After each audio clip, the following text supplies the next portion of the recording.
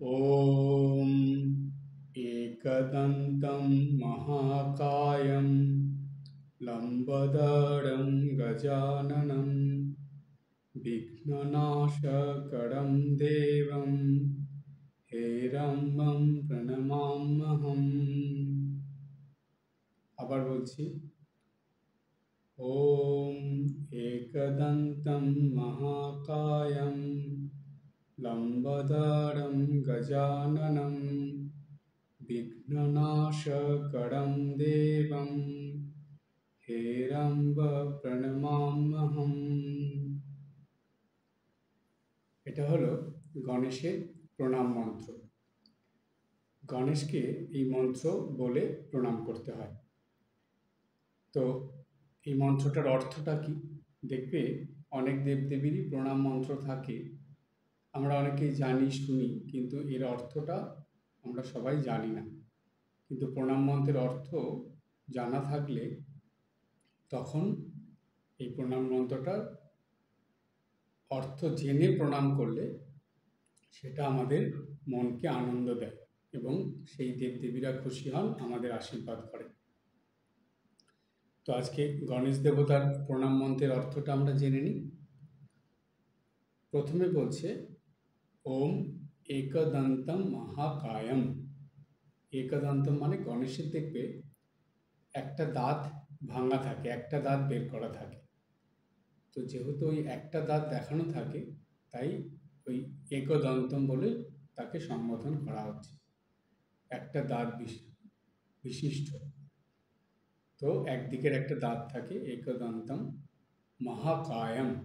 কায় মানে হলো শরীর, মহাকায় মানে হলো বিরাট শরীর, অনেক বড় শরীর গণেশের, তাই বলছে মহাকায়ম। লম্বোদরম গজাননম। লম্বোদরম, উদর মানে হলো পেট, লম্বোদরম মানে যার পেটটা বড়, বলে এর মানে এই কথাটার অর্থ হলো যার ভুঁড়ি আছে, বড় পেট, কি বলি আমরা, ভুঁড়ি বলি। তো যার পেট বড়, লম্বোদর মানে ভুঁড়ি আছে। লম্বোদরম গজাননম। গজাননম মানে, গজ মানে হাতি, আননম মানে মুখ, হাতির মুখ বিশিষ্ট যিনি। কিন্তু গণেশের মুখটা হাতির মুখের মতন, তো তাই বলছে গজাননম। এটা প্রথম লাইন হয়ে গেল। দ্বিতীয় লাইনে বলছে বিঘ্ন নাশকরং দেবম। এই গণেশ দেবতা হলো মানুষের জীবনের সকল বিঘ্ন নাশ করে। বিঘ্ন নাশ মানে, ধরো প্রতিদিন দেখবে কিছু না কিছু অসুবিধার মধ্যে মানুষকে পড়তে হয়, অনেক বাধা আসে, সমস্যা আসে, নানা রকম দুর্ঘটনা ঘটে, অসুবিধা হয়। তো এইগুলোকে বিঘ্ন বলা হয়, যেগুলো আমাদের জীবনে সুখ শান্তি আনন্দ আসতে দেয় না, যেগুলোর জন্য আমাদের জীবন থেকে সুখ শান্তি আনন্দ নষ্ট হয়ে যায়, সেগুলোকে বিঘ্ন বলা হয়। তো এইরকম বিঘ্ন গণেশদেব দূর করে দেয়। মানে গণেশদেবের আশীর্বাদ থাকলে গণেশদেব তার ভক্তদের আশীর্বাদ কৃপা করেন এবং ভক্তদের জীবন থেকে বিঘ্ন নাশ হয়ে যায়। আর বিঘ্ন নাশ হয়ে গেলে কি হয়, তখন সুখ শান্তি আনন্দ আসে। তাই বলছে বিঘ্ন নাশকরং দেবম, যে দেবতা মানুষের জীবনের বিঘ্ন নাশ করে তিনি। তারপরে বলছে হেরম্বম প্রণমাম অহম। বলছে সেই গণেশকে, যিনি এরকম, যার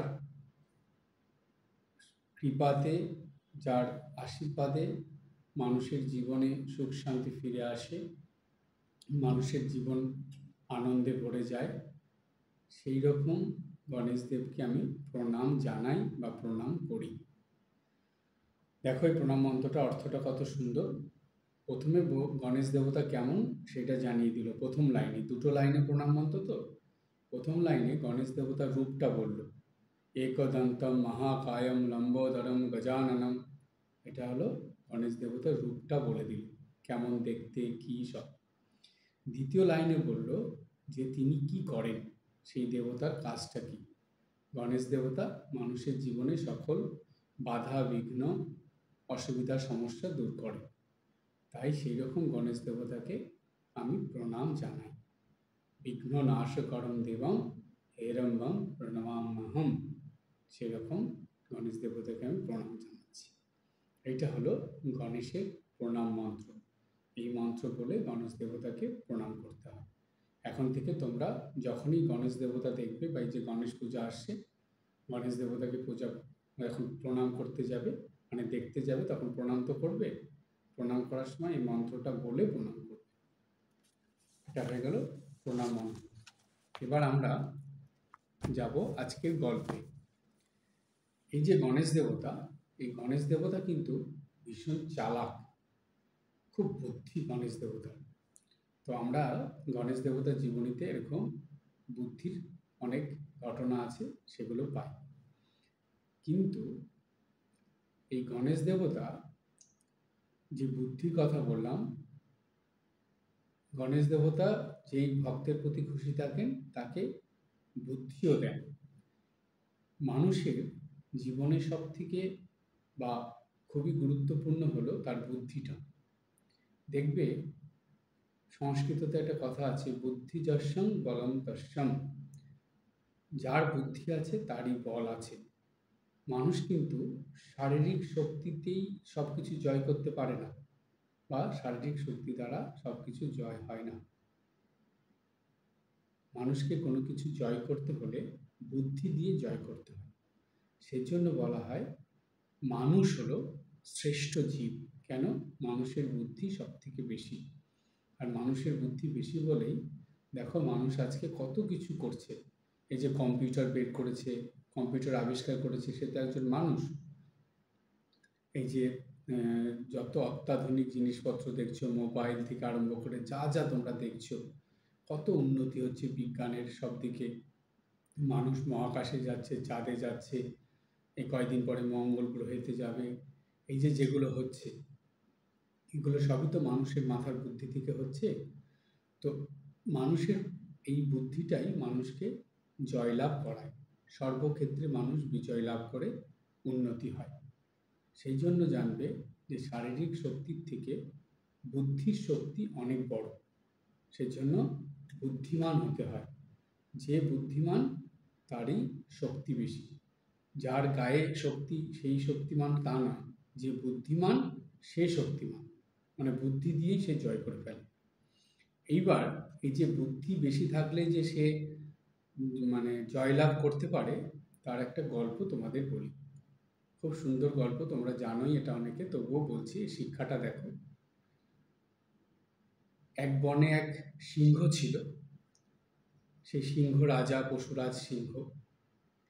সে বনের সব পশুদের একদিন ডাকল, ডেকে সবাইকে উপস্থিত হলো। সবাই হওয়ার পর সিংহরাজ বললেন সব পশুদেরকে যে দেখো, আমার এখন বয়স হয়েছে, আমি এখন আর চারিদিকে ছুটোছুটি করে শিকার ধরে খেতে পারবো না।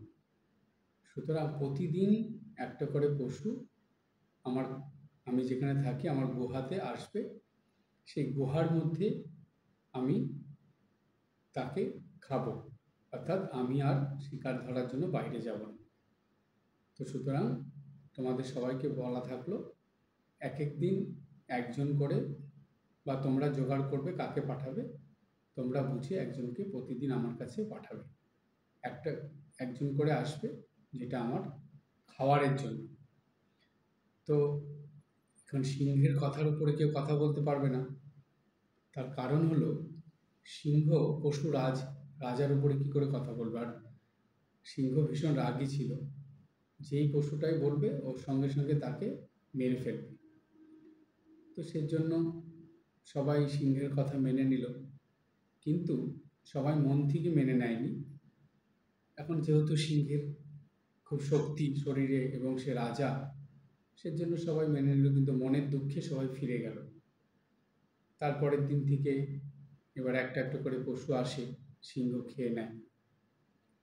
একদিন এক খরগোশের পালা এসে, এবার সেই খরগোশকে যেতে হবে সিংহের কাছে। খরগোশটা সকাল থেকে চিন্তা করছে, আর খরগোশটার কিছু বাচ্চাও ছিল। তো বাচ্চাদের ছেড়ে সে গেলে বাচ্চাগুলোর কী অবস্থা হবে? সে তো মরবে বাচ্চাগুলো।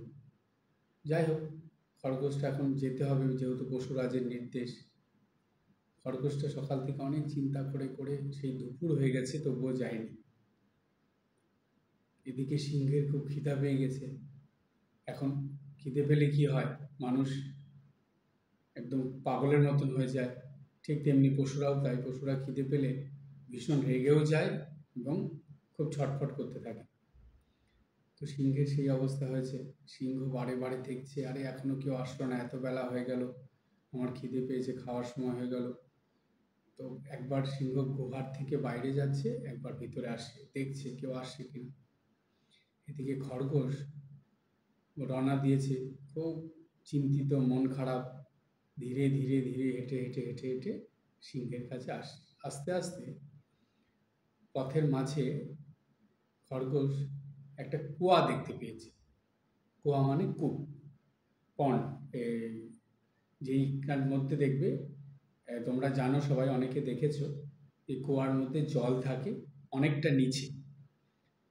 তো যে কুয়ার জল কিন্তু খুব পরিষ্কার হয়, খুব স্বচ্ছ হয়। সেইখানে সাইড থেকে মুখটা বাড়িয়ে কুয়ার জলের মধ্যে দেখলে নিচের ছবিটা দেখা যায়। তো সেইখানে খরগোশ বসেছিল, বসে থেকে সে এদিক ওদিক তাকাতে তাকাতে কুয়ার দিকে তাকিয়েছে, দেখছে ওকে দেখা যাচ্ছে ওইখানে। তো খরগোশটা চুপচাপ করে কি ভাবলো, ভেবে ও তখন তাড়াতাড়ি সিংহের গুহার দিকে ছুট দিল, দৌড়ে দৌড়ে যাচ্ছে।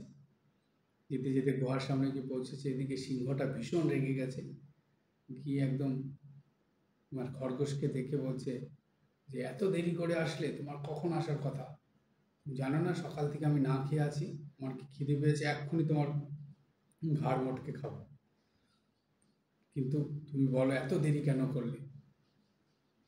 তখন খরগোশটা ভয় পেয়ে যায়নি সিংহর ওই রূপ দেখে। খরগোশটা বলছে যে, পশুরাজ, আপনি তো এরকম বলছেন আমাকে, আমি সকালবেলা অনেক সকালে বেরিয়েছি, কিন্তু রাস্তায় ঠিক আপনার মতনই আর একজন, সে আমাকে ধরে নিয়েছে, ধরে নিয়ে কিছুতেই আসতে দেবে না আপনার কাছে। তো বলছে, আমার মতন আর একজন? কে আবার সে? বলছে যে, হ্যাঁ, সে একজন আছে, আমি দেখে এসেছি। সে বলছে যে, না, আমাকে তার কাছে থাকতে লাগবে, সে আমাকে খাবে।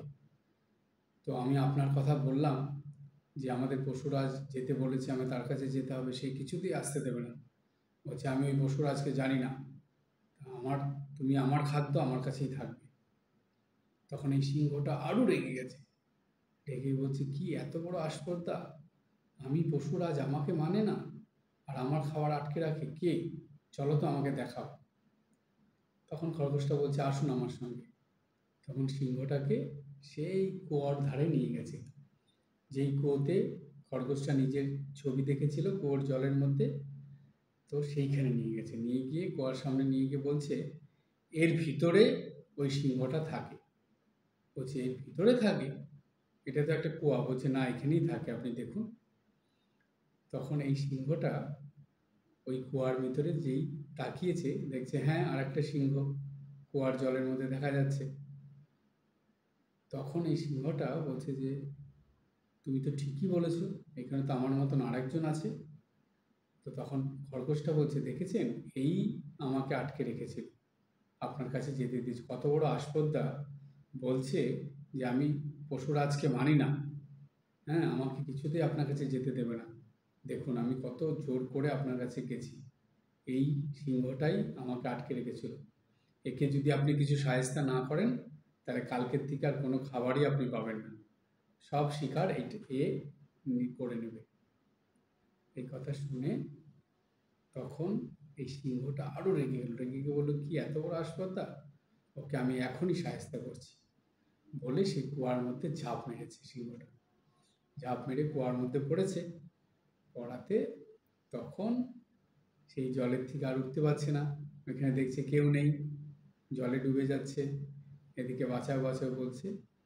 তখন খরগোশটা বলছে যে, তোমাকে কেউ বাঁচাতে আসবে না, তুমি যে অত্যাচার শুরু করেছিলে, আমাদের এই বনের পশুরা সবাই ভয়ে দুঃখে কষ্টে ছিল।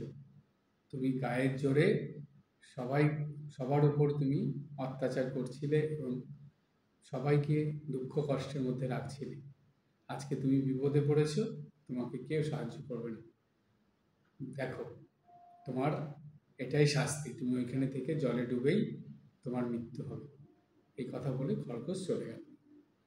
তো সিংহের শাস্তি হলো, বনের পশুরা সবাই হাঁপ ছেড়ে বাঁচলো, দুঃখ কষ্ট দূর হলো, সবাই আনন্দ করতে লাগলো এবং সবাই খরগোশকে শাবাশি দিতে লাগলো। তখন খরগোশ বলল যে আমাদের এই বনে কেউ রাজা থাকবে না, আমরা সবাই মিলেমিশে থাকবো, যে কোনো অসুবিধায় বিপদে আমরা সবাই মিলে আগিয়ে আসবো। তো সবাই খরগোশের কথা মেনে নিল। এই হলো গল্পটা। তাহলে এই গল্পের শিক্ষা কি? এই গল্পের থেকে আমরা 3টে শিক্ষা পেলাম। প্রথম শিক্ষা হলো যে যাদের শারীরিক শক্তি বেশি থাকে, তারা সেই শক্তির অহংকারে তারা অপরের উপর অত্যাচার করে, অপরের প্রতি খারাপ ব্যবহার করে এবং অপরকে তারা দমন করে বা শাসন করে রাখে। সেই জন্য তারা কারো কাছে ভালো হতে পারে না। এটা হলো প্রথম শিক্ষা। দ্বিতীয় শিক্ষা হলো রাগের মাথায় কোনো কাজ করতে নেই।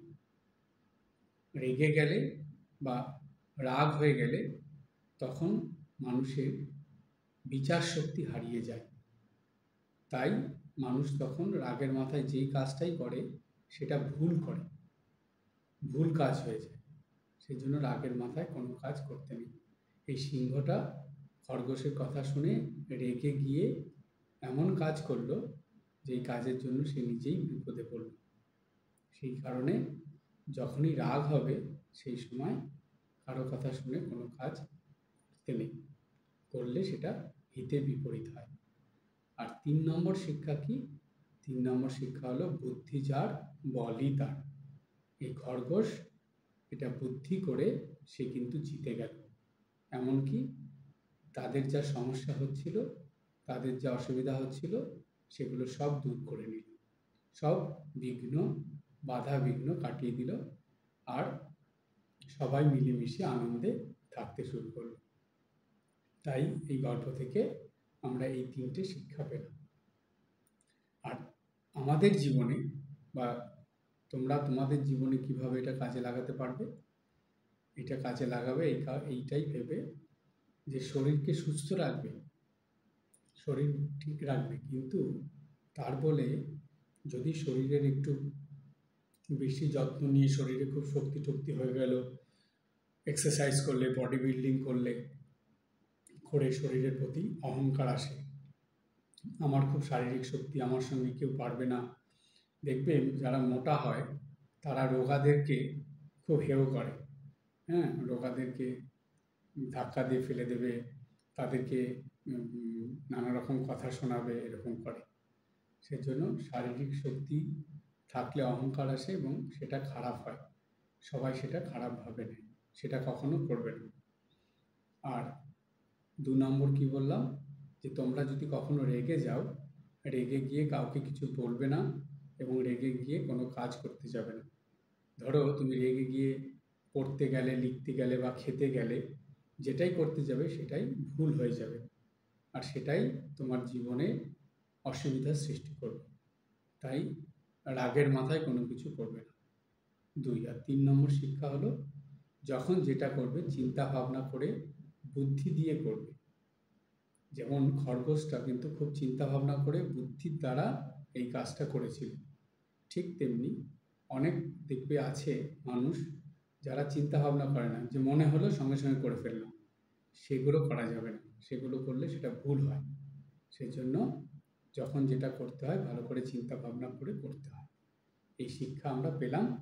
আর এই গল্পটার নাম ছিল বুদ্ধি যার বলই তার। আজকে এই পর্যন্ত। সবাই ভালো থাকবে, হাসি খুশি আনন্দে থাকবে। ওম শান্তি শান্তি শান্তি।